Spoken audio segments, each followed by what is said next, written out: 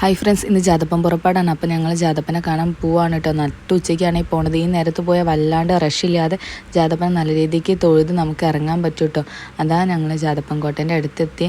വെളിച്ചെണ്ണയും മണി കെട്ടലും മാലയൊക്കെയാണ് കേട്ടോ അവിടുത്തെ മെയിനായിട്ട് കൊടുക്കൽ. അങ്ങനെ അതാ ഞങ്ങൾ ജാതപ്പൻ കോട്ടയിലെത്തി. ഞാനൊരു പൂമാല വാങ്ങിയിട്ടുണ്ട് കേട്ടോ. ഇതിപ്പോൾ ചാർത്തൂല, വൈകുന്നേരം ആണെങ്കിലും നമുക്ക് ചാർത്താൻ പറ്റും. അത് അവിടെയുള്ള ആളെ കയ്യിൽ ഏൽപ്പിച്ച് ഞങ്ങളിതാ തൊഴുതൊക്കെ ഇറങ്ങാണ് കേട്ടോ.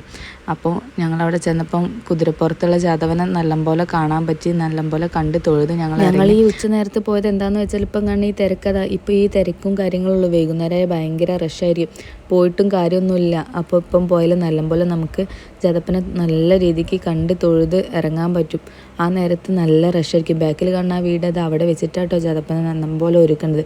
റോഡ് സൈഡിലാണെങ്കിൽ മണി മാലയൊക്കെ വിൽക്കുകയാണ്. ആ ഒരു റഷാണ് കേട്ടോ നിങ്ങളീ കാണുന്നത്.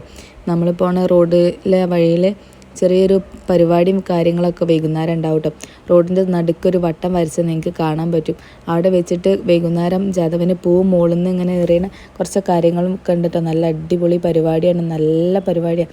ഞാൻ പോവലുണ്ട്, പക്ഷേ ഈ പ്രാവശ്യം അങ്ങനെ കാശിമോനൊന്നും വെച്ച് പോകാൻ ഉദ്ദേശിക്കില്ല. അങ്ങനെ തന്നെ ഞങ്ങൾ അവിടെ നിന്ന് ഇറങ്ങി ചെറുതായിട്ട് കടലുണ്ടി വരെയൊക്കെ ഒന്ന് പോവാണ് കേട്ടോ. ഈ കാണുന്ന കച്ചവടക്കാർ അപ്പുറം കണ്ട മറ്റന്നാളാണ് നമ്മൾ ഉത്സവം. അതിനുള്ള ഒരുക്കങ്ങളാണ് നിങ്ങൾ ഈ കാണുന്നത്. നല്ല റഷായിരിക്കും. ഇപ്പോൾ ഈ കാണുന്ന ഇതൊന്നും നിങ്ങൾ നോക്കണ്ട, അത്രയും റഷായിരിക്കും. അപ്പോൾ അത് നിങ്ങൾക്കൊന്ന് കാണിക്കാൻ വേണ്ടിയിട്ടുള്ളൊരു ചെറുതായിട്ട് ഞങ്ങളൊന്ന് നൈസായിട്ട് പോയി വന്നതാണ് കേട്ടോ. അപ്പോൾ ഇതൊക്കെയാണ് ഞങ്ങളെ വാവുത്സവത്തിൻ്റെ വിശേഷങ്ങൾ. ഈ ഉത്സവത്തിൻ്റെ പേര് വാവുത്സവം എന്നാണ് കേട്ടോ. അമ്മയും മോനും തുലാമാസത്തിലെ കറുത്തവാവിൽ ഒത്തുകൂടുന്നതാണ് ഈ ഉത്സവത്തിൻ്റെ പ്രത്യേകത.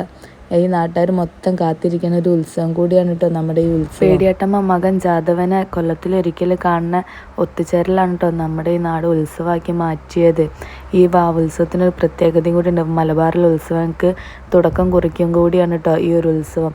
അതിനു വേണ്ടിയുള്ള കാത്തിരിപ്പാണ്. ഈ ഉത്സവം കഴിഞ്ഞാൽ പിന്നെ പല സ്ഥലങ്ങളിലുള്ള ഉത്സവങ്ങൾക്ക് തുടക്കം കുറിക്കലുമാണ്.